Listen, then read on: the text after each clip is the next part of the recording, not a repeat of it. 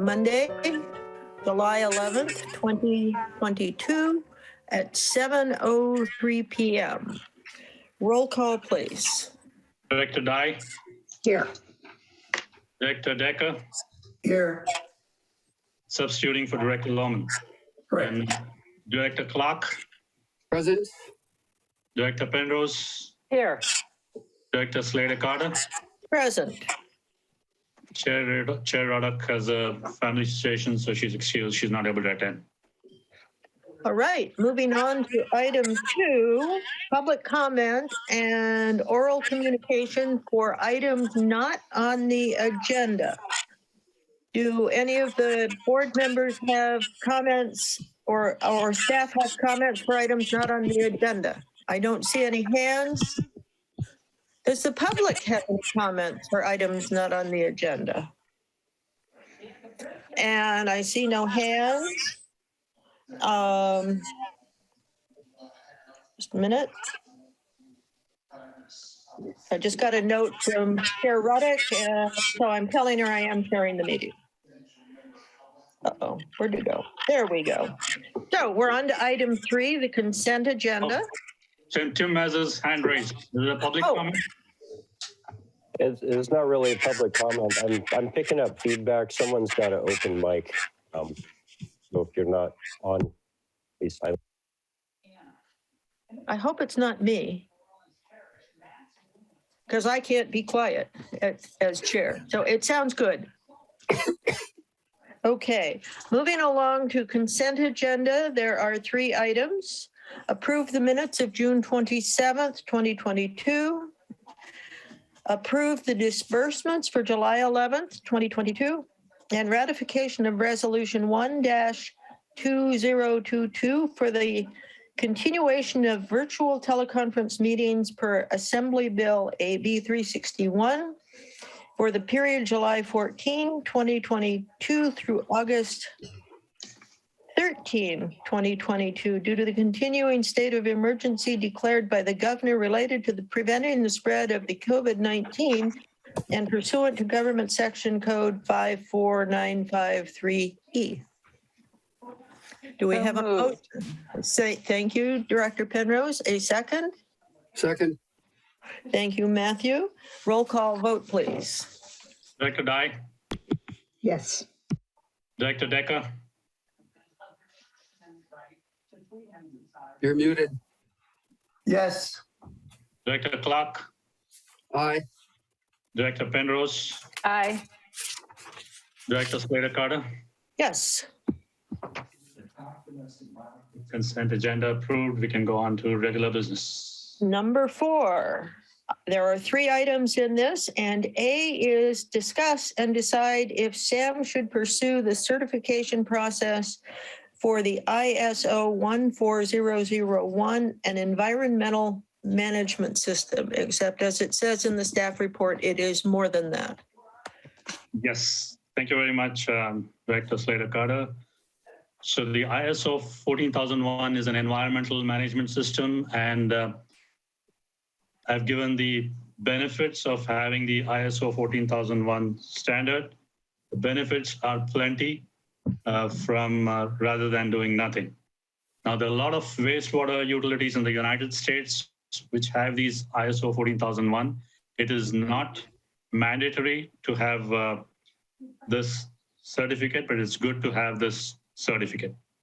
Now, it ensures that the organization is in compliance with all the environmental requirements. And as you are aware, ours is a wastewater treatment industry, and we do have a lot of standard operating procedures, SOPs, as MSA. And we do have a lot of various procedures. We use several chemicals in the plant. We have several policies, and all these are documented well. And maybe we are missing a couple of them which would require to be filled up. But we thought since we already have these in place, we might as well go ahead and get ourselves certified so that we can be in compliance with it and boast of our certificate, which would help in the long run. Now, I've put together as much information as possible, but staff is here to answer any questions. Thank you. Do we have any questions from the public? I'm looking for hands or waving fingers or whatever it is. See none from the public. Let's move to the board, and I see Peter Decker, I have- followed by Barbara, followed by Matthew. Okay. So I Peter, looked at the Barbara, staff Matthew. report. Thank you. I looked at the staff report and I noticed that this process will cost us around $20,000 in addition to costing us 2 to 3 months of time by the managers of the various agencies. I've also noticed from the EMS, from the environmental management standard, issues mentioned like reducing waste generation, carbon footprint, etc., safely and responsibly handling chemicals, and continually improve our awareness, etc., allocate time and resources more efficiently, and help streamline operations. I have seen that some of the agencies have presently already other agencies that cover them for exactly those items. I state as an example the San Mateo County environmental health visits that happen once a year that have recently been activated again. I have seen California Resources Control Board that take care of some of the emissions that are being mentioned. And I have seen that in the certification of our operators, there is the handling of chemicals that is also part of the points mentioned. I think personally that the expenditure of $20,000 and then the not so many items that are being added by this ISO standard, plus the disincentive to the managers spending 2 or 3 months of time on this issue, I don't think that is helpful. Thank you. Shall we move on to Barbara? Peter, is it okay? Yes, please. Yes, please. Okay, and put your hand down then. I'll take my hand away. And I always forget that, so I'm only saying that in case I forget to. Barbara. I actually am interested in hearing what Matthew has to say. It just feels to me like this is money for a certificate and more work. So, but I know Matthew has analyzed this more, so I will defer to Matthew and keep my hand up in case I want to say something more. How's that? That sounds like a deal. Matthew, followed by Deborah Pintos. Thank you, Barbara. I'm going to repeat much of what I said at the board ops meeting, but I'm going to continue with more research that I've done. So please bear with me a bit. I think that I don't see any benefit to signing up for this for us. We didn't get to see it, but we had it delivered in the board ops meeting, a document that basically was a sales brochure trying to convince people and agencies that they needed this ISO 14001. And it clearly was aimed at companies and businesses of the international sort. And that was mentioned over and over. And one of the benefits that they cite was it could enhance your profits and enhance your green image. And that's what I think it's all about, enhancing image. On pages 23 and 24 of our packet tonight, there's a list of benefits of instituting this ISO standard. And if you read through them, they are all things that Sam has done, is doing, and will continue to do already. So I think it's really, this is just redundant, and I don't see any reason that we need it. We have standards galore, but they're called regulations, and we're regulated at the local, county, state, the state, the state, regional and state water board, the Department of Water Resources, et cetera, by the California EPA, by the federal EPA and the Clean Water Act. And those are the standards that we have to meet and live by. So we've got plenty of standards already. I don't understand why we would need a new set from a third-party international organization that is not really pertinent to what we do at SAM. And I think I'll demonstrate that in a few minutes.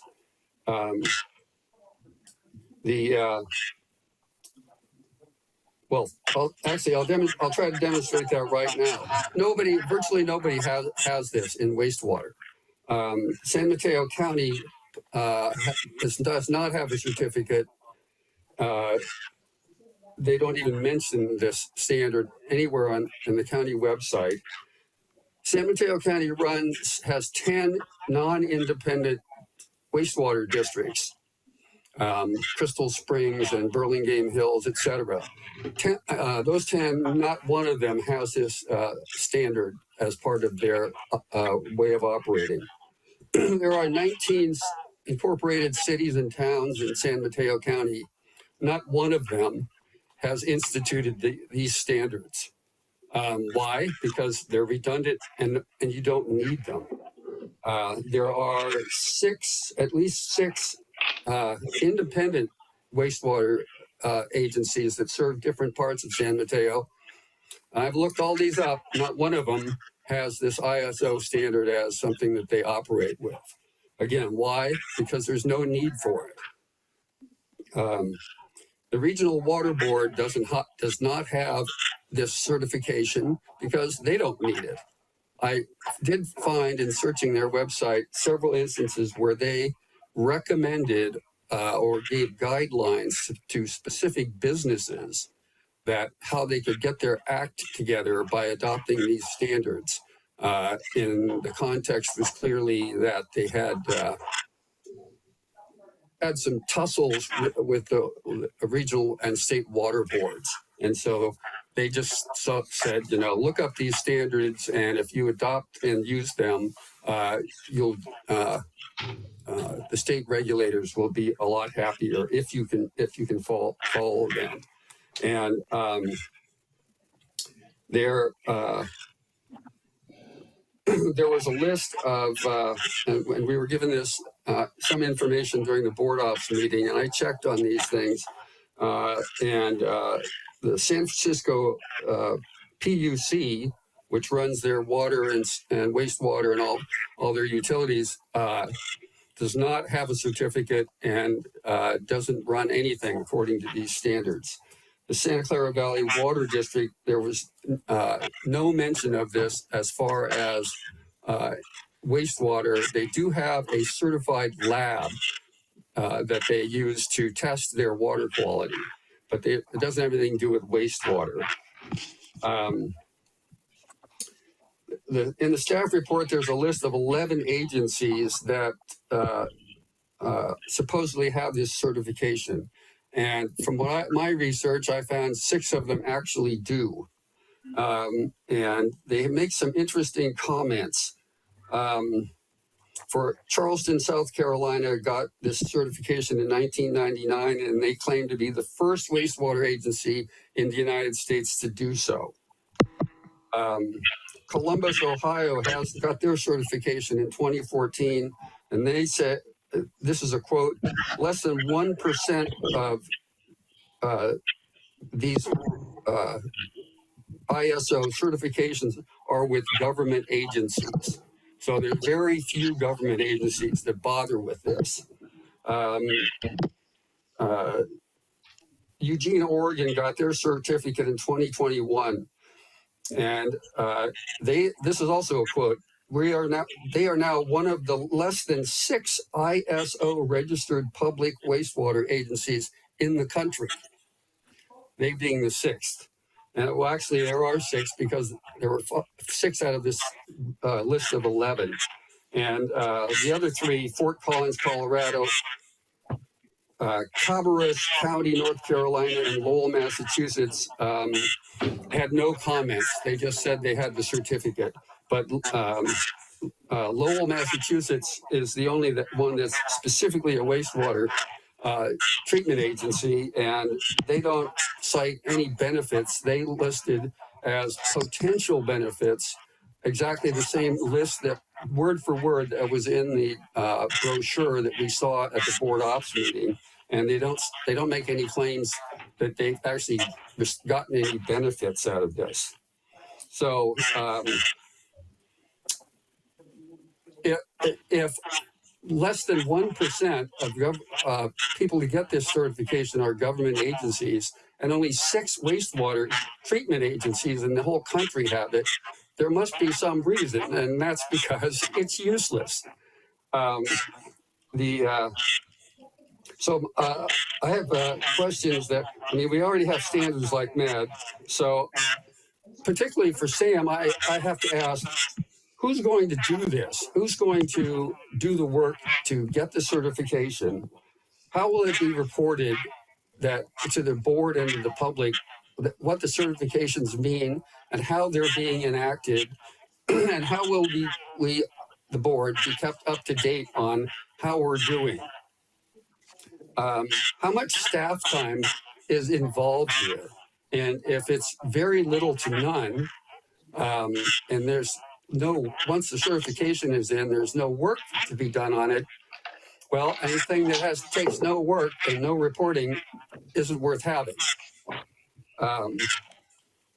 They claim that you can, this is useful because it'll be audited annually, but ISO does not audit anything. You have to hire a third party. So if we wanted to be audited, there's more money and more staff time.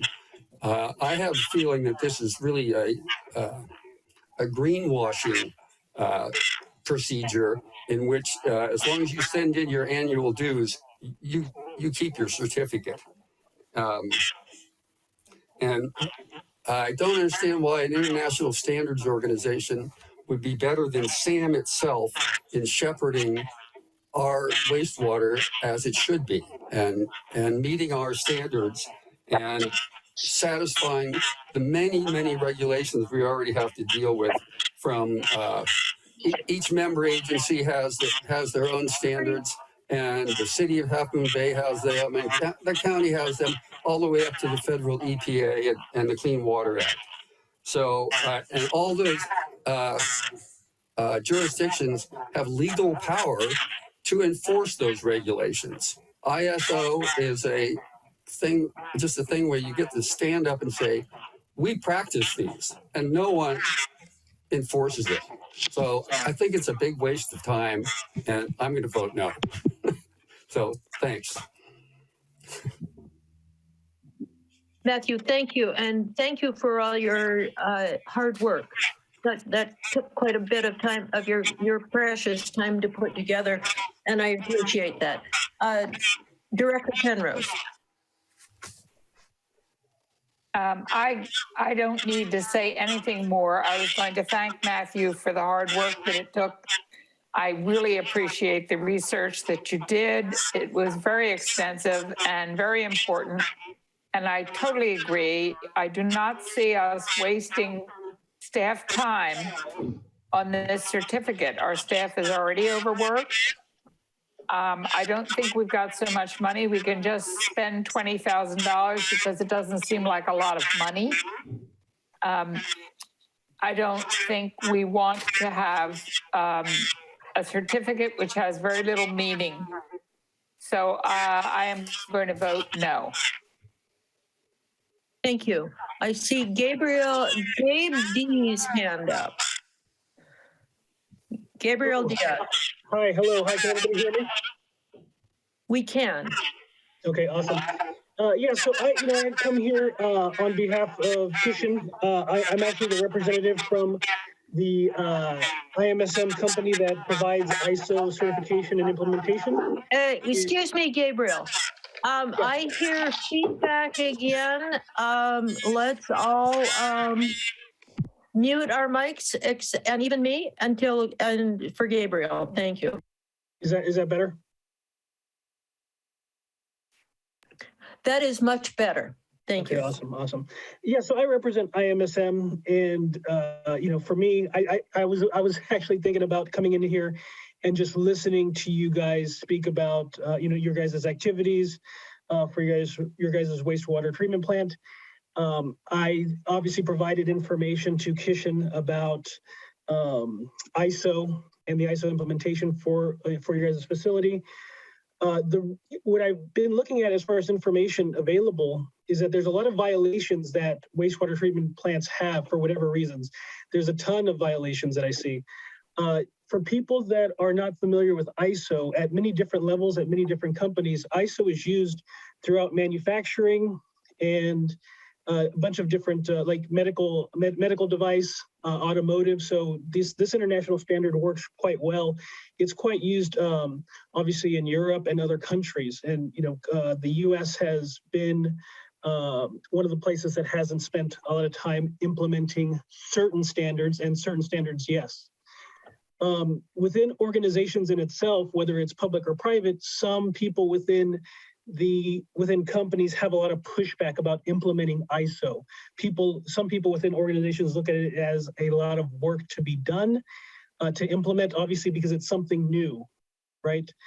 I understand Matthew's concern, and we get that from a lot of different type of companies that are out there.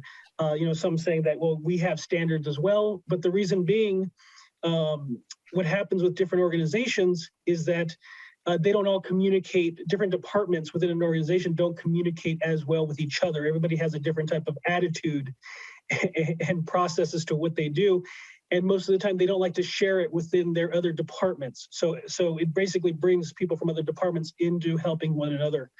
As far as wastewater treatments are concerned, there's a lot of mindset similar to that of Matthew's, that we have our own standards, and why not just abide by whatever there is in general. This is an international standard, and obviously it's focused on environmental health and being able to be a live working document. Yes, you do have required time to spend as far as one, implementation, and two, as a working document. And no, it's not something that can be done as far as if you keep on paying money, you get to keep your certificate.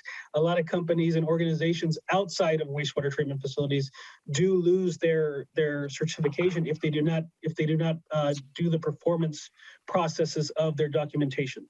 So obviously the negativity regarding the certificate and ISO services is viewed by the workload of which it is, and if it was such a problem for organizations of different areas, then why would it be needed in medical device? Why would it be done in automotive? Why would there be so much need and want? If you want to find real processes for why ISO exists, you can go to the website prweb.com.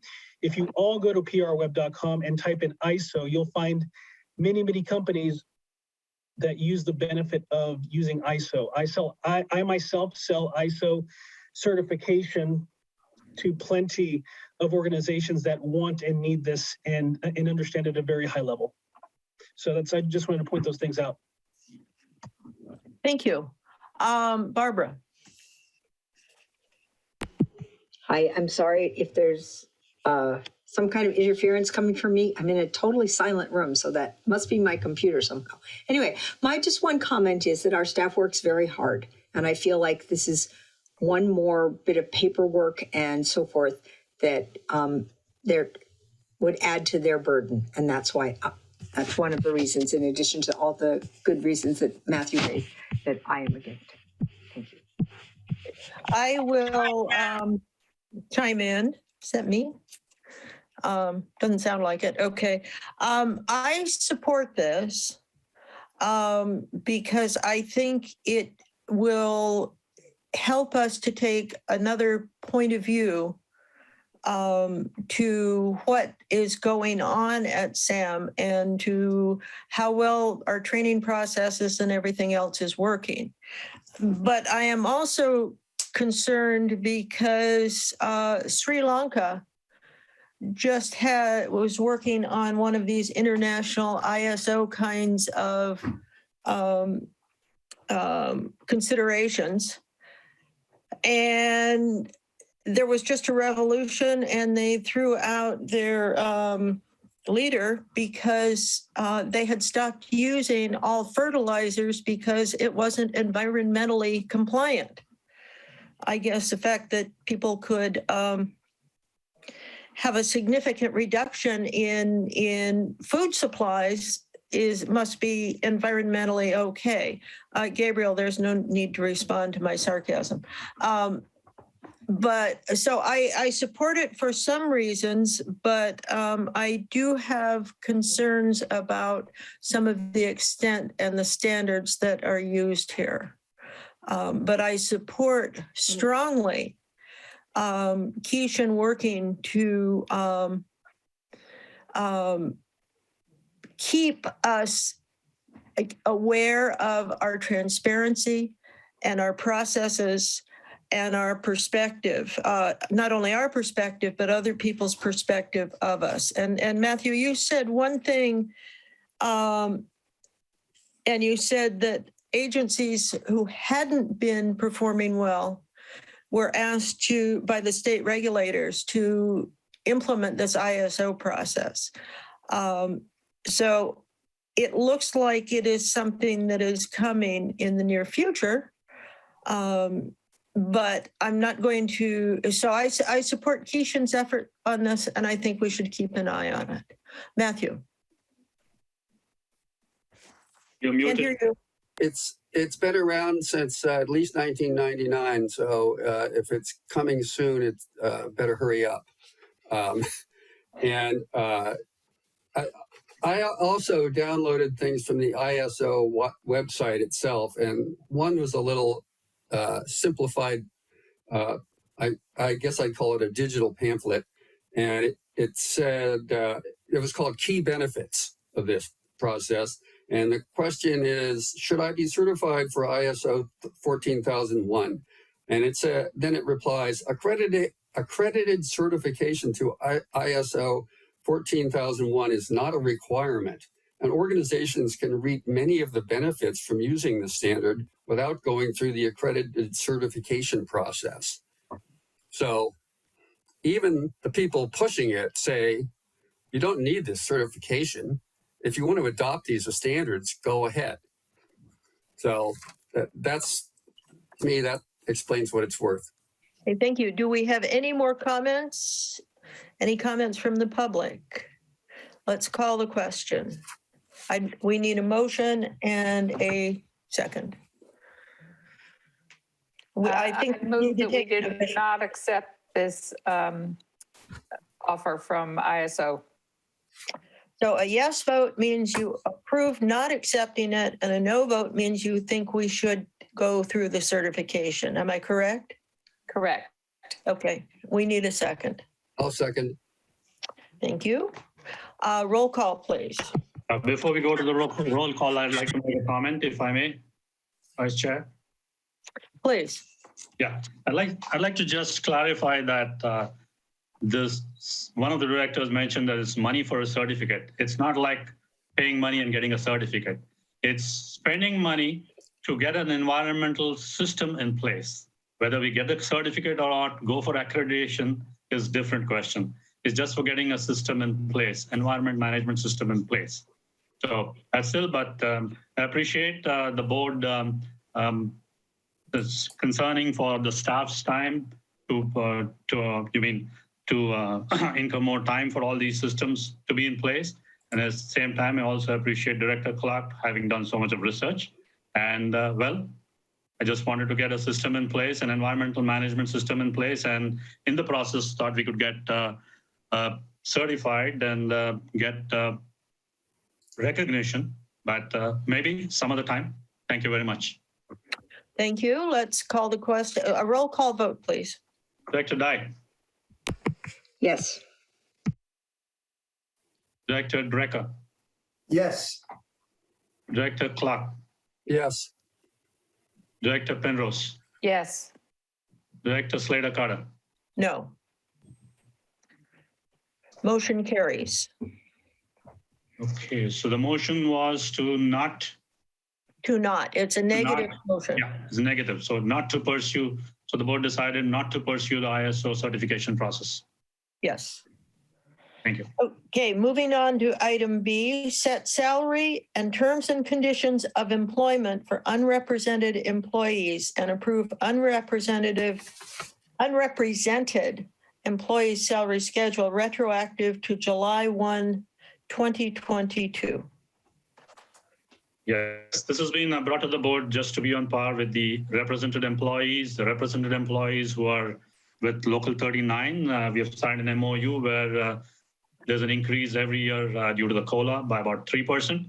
And we wanted to bring the unrepresented employee. There's only one unrepresented employee, which is the finance officer.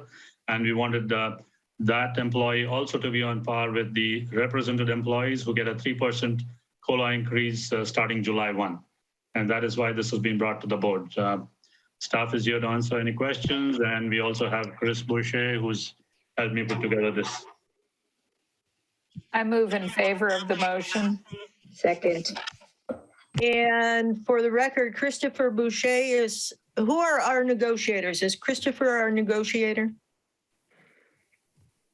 We haven't yet come to that as of now, because earlier it was a different agency. That was a couple of years back. Our next negotiation will be only after a couple of years. But as and when we come across issues with Local 39, issues to be discussed with Local 39, yes, Christopher Boucher is our negotiator. Okay, thank you very much. Let's have a roll call vote, please. I have a do I question. see? The clerk has his hand raised, please. Oh, I'm sorry, I missed that, Matthew. Yeah, thank you. On page 28 in the packet, there's a table showing, and I have two questions. The financial person is one of the unrepresented, and the other one is shown as the engineer and construction contract manager. Is that the same as the general manager? It is not the same as a general manager. Actually, it has been made clear in the next item on the agenda where we put a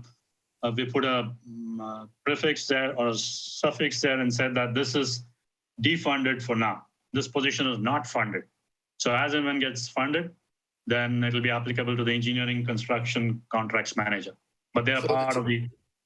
So the two unrepresented people are the finance officer and the general manager.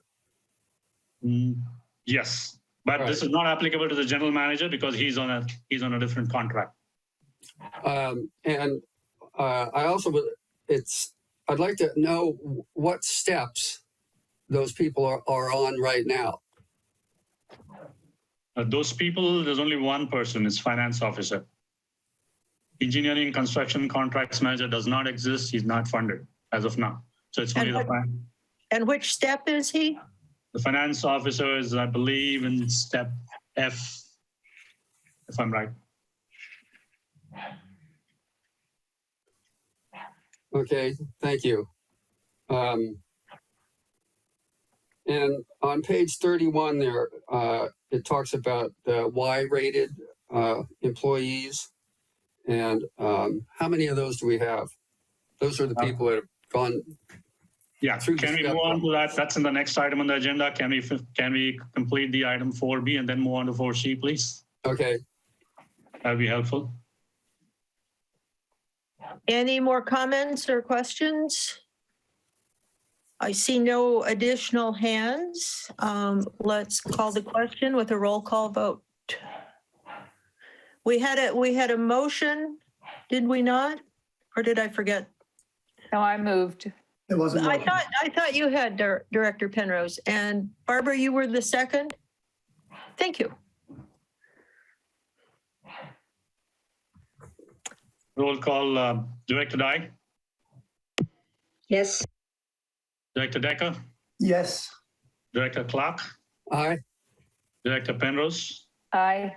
Director Slater-Carter. Yes. The motion carries. Moving right along to the last item of regular business. C is set biweekly employee standard schedule effective July 1, 2022. This is for the this setting the biweekly employee salary schedule for represented and unrepresented This is for the represented, it's more of a formality because the MOU has already been adopted a couple of years back, and every year there is a 3% increase due to COLA. And yes, to answer Director Clark's question, when the previous agenda item was discussed, we have one Y-rated employee. And then if there are any more questions, staff is here to answer questions. And we have Chris Boucher also here to clarify any items. Hey, and I'm looking for waving hands, or Matthew, you have your hand up? Yes. Yeah, I'd like to see when we get this next time, I'd like to see those figures, how many Y-rated and what steps people are at. And also on page 31, that table, how many of each job people do we have of each job description currently? It just would be more information that I think would be useful. Yeah, definitely. We can do that. But we actually did a detailed analysis of it during the budget. But nevertheless, I can always bring it back. Did you want me to bring it back in the next session and give you a thing? Or did you want me to email? No, I think we should go ahead with this motion. I think what I hear you saying, Matthew, is you'd like for the next report of this type, you would like to see the employee detail moved over from the budget and updated. Yes, because I can't remember what was in the, about each employee was in the budget. Thank you. You are welcome. Thank you. We'll do that. And I see Peter agrees too. Yes. And do you have any other questions, Peter? No.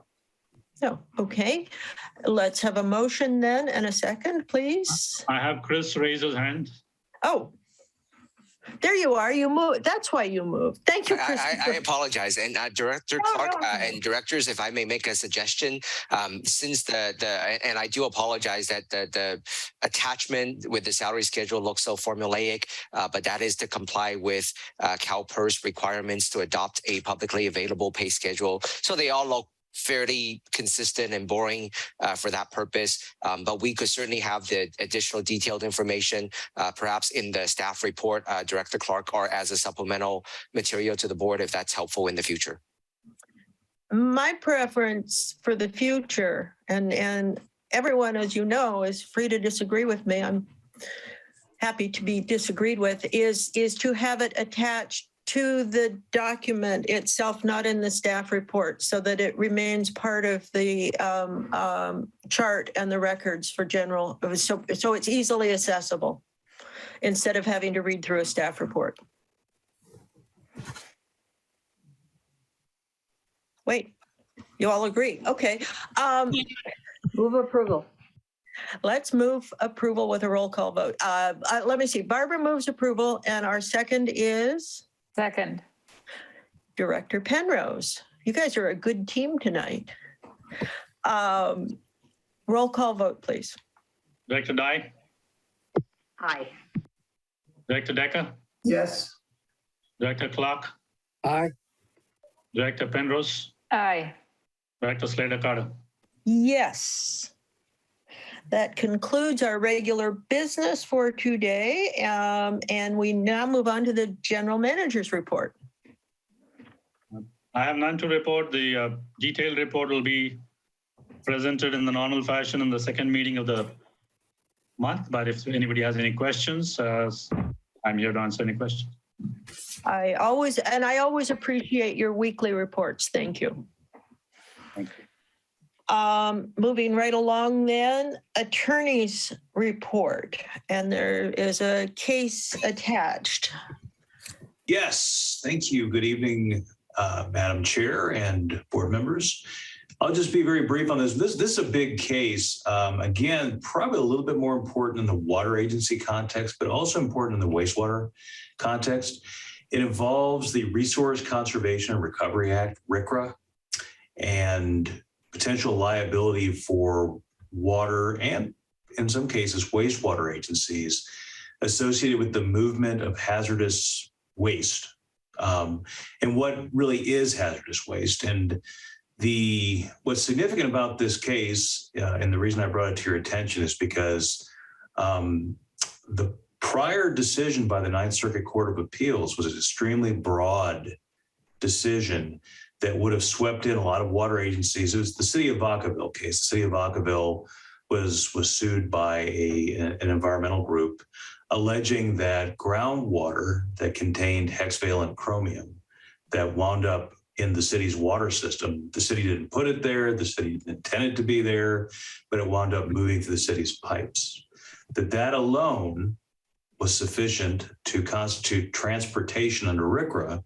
And transportation is one of the ways that you can potentially be found liable under the Resource Conservation and Recovery Act. Jeremy, real quick. Yes, ma'am. For the public, what is RCRA? The Resource Conservation and Recovery Act. It is the cradle to grave statute for addressing hazardous waste in the United States. Thank you. Sure. Anyway, why it's important to SAM is, well, I should back up. So what the Ninth Circuit Court of Appeals did in the Vacaville case is they reversed themselves. They actually, it's one of the rare, you can count them probably on two hands, the number of times the Ninth Circuit Court of Appeals, an individual panel said, you know what, we got it wrong. We need to do it. We need a mulligan. We need to do it over. And they actually came out the exact opposite of the way they'd previously ruled and found that upon reconsideration said, you know what, simply moving a contaminant within a water system is not sufficient to constitute transportation of hazardous waste. And why is that significant to somebody like Sam? That's significant potentially because there are lots of exceptions within the Clean Water Act and other statutes that would ordinarily exempt wastewater plants. But the decision where it talks about, within, if you have hazardous waste within a system and it moves from one place to another, even if you didn't put it there, you're potentially liable for it. That really created a lot of uncertainty and a lot of uneasiness on the part of a lot of different public agencies. And so by the Ninth Circuit Court of Appeals clarifying that you actually had to be involved and intend to be disposing of hazardous waste, that's how you'd potentially be liable as a transporter of hazardous waste. So anyway, you may hear about the Vacaville case. The bottom line for SAM and for other agencies, water and wastewater, is although there are still a lot of different ways that environmental groups and regulatory agencies can address hazardous materials and ensuring that the public is kept safe, you're not likely to be inadvertently dragged into a lawsuit simply by moving water or wastewater from one place to another that contains materials that you didn't place there. So that's my report. Happy to answer any questions. And that's good news. It is good news. Do we have any questions? Seeing none, we will move on to item 7, director's reports. Do we have any director's report? All right, we're moving on to topics for future board consideration. And there is an attachment. Do we have any we want to add? Keep thinking, guys. I'm sure we'll come up with them. And about closed session. Do we need to have closed session this evening, Keishan or Jeremy? Yes. Or Yeah, I think we do. Yes, we do. okay, it is 7:47. Such a nice speedy number. Let's come back at about 7:55, just before 8 o'clock then, or maybe sooner if everybody shows up. But for those who need a quick break or a glass of water, let's just take a break for a minute. Okay, so we'll reconvene in closed session at 7:55, Madam Chair. 7:55, that's Gotcha. 12 minutes. Oh, it's not. It's 8 minutes, but anyway. Good night and have a pleasant tomorrow. Why, thank you very much. I'll see you tomorrow. But I don't have cookies. What is that all about?